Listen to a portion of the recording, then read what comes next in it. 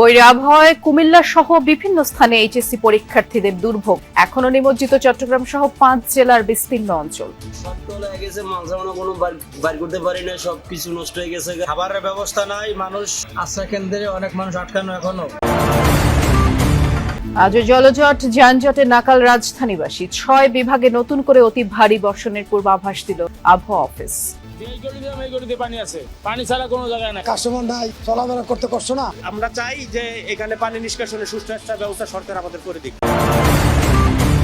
প্রাকৃতিক দুর্যোগ মোকাবেলায় সতর্ক হওয়ার আহ্বান প্রধানমন্ত্রী তারেক রহমানের। 1 বছরের মধ্যে 41 লাখ পরিবারকে ফ্যামিলি কার্ড দেওয়ার ঘোষণা। সবাই যাতে আমরা বাংলাদেশে একটু ভালোভাবে চলতে পারি, সেটাই হচ্ছে বর্তমান সরকারের রাজনীতি, সেটাই হচ্ছে আমাদের লক্ষ্য।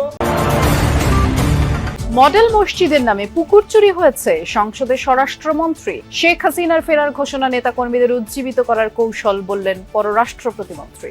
এতক্ষণ শুনছিলেন সংবাদ শিরোনাম, এখন শুনবেন বিস্তারিত।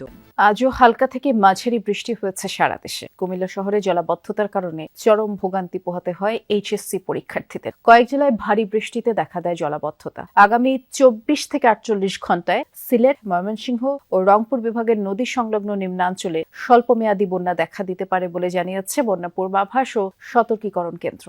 সকালে খুব পানিতে ভিজে আসতে হয়েছে, তো এটা খুব অনেকটাই কষ্ট হচ্ছে। রাস্তা পুরো পানি ছিল, অনেকের কোমর পর্যন্ত। এভাবে আসলে পরীক্ষা দেওয়া যায় না। রিক্সা পাই নাই, বাসা থেকে এতটুকু পর্যন্ত হেঁটে আসছে। বাচ্চারা অনেকটাই নার্ভাস। অনবরত বৃষ্টি ছিল, উচিত ছিল আজকে পরীক্ষাটা স্থগিত রাখার জন্য।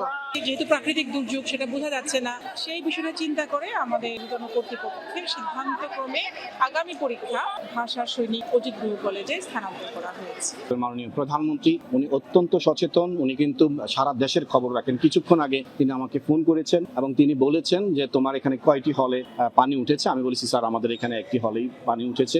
এটার কি অবস্থা? তখন আমি ওনাকে বিস্তারিত জানিয়েছি। বিঘ্নে যেন স্টুডেন্ট পরীক্ষা দিতে পারে সে ব্যবস্থা করেছি এবং চেয়ারম্যান সাহেবের সাথে কথা বলে আধা ঘন্টা পরীক্ষার্থীদের পরীক্ষার সময় বাড়িয়ে দিয়েছি।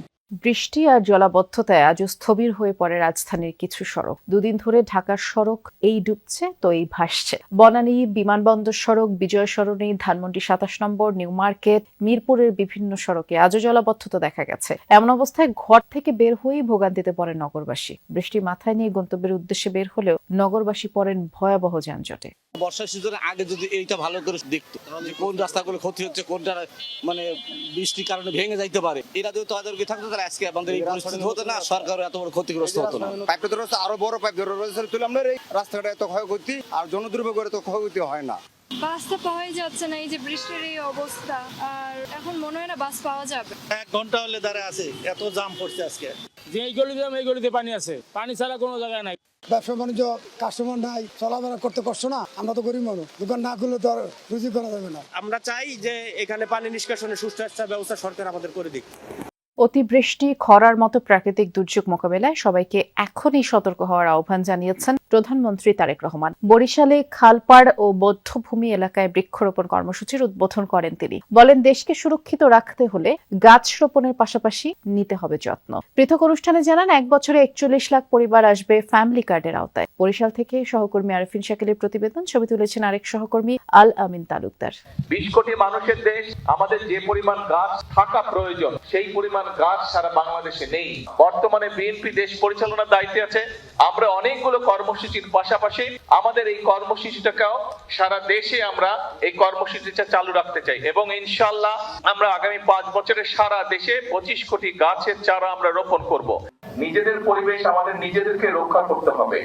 ভারতে অবস্থানরত ক্ষমতাচ্যুত সাবেক প্রধানমন্ত্রী শেখ হাসিনার দেশে ফেরার ঘোষণাকে পলাতক নেতাকর্মীদের উজ্জীবিত করার কৌশল বলে মন্তব্য করেছেন পররাষ্ট্র প্রতিমন্ত্রী শামা ওবায়েদ ইসলাম। সোমবার পররাষ্ট্র মন্ত্রণালয় সাংবাদিকদের সাথে আলাপকালে প্রতিমন্ত্রী স্পষ্ট জানিয়ে দেন, শেখ হাসিনা একজন সাজাপ্রাপ্ত আসামি। দেশে ফিরে আত্মসমর্পণ করলে তাকে প্রচলিত আইন অনুযায়ী কারাগারে যেতে হবে। এক্ষেত্রে আইন তার নিজস্ব গতিতে চলবে বলেও জানান তিনি। আসামি যদি আত্মসমর্পণ না করে যে উনি বিদেশে বসে বক্তব্য দিচ্ছে, এগুলো তো আওয়ামী লীগের যারা নেতাকর্মীরা পালিয়ে আছে, লুকিয়ে আছে, তাদেরকে জাগ্রত করার জন্য, উজ্জীবিত করার জন্য বলছে। এছাড়া তো কোনো কারণ আমি দেখছি না। সরকারের পক্ষ থেকে অলরেডি এক্সট্রাডিশন প্রক্রিয়া শুরু হয়েছে এবং যে কোনো আসামি যদি আত্মসমর্পণ করে তাহলে বাংলাদেশের বিদ্যমান আইনের আওতায় যা প্রয়োজন সেটাই হবে।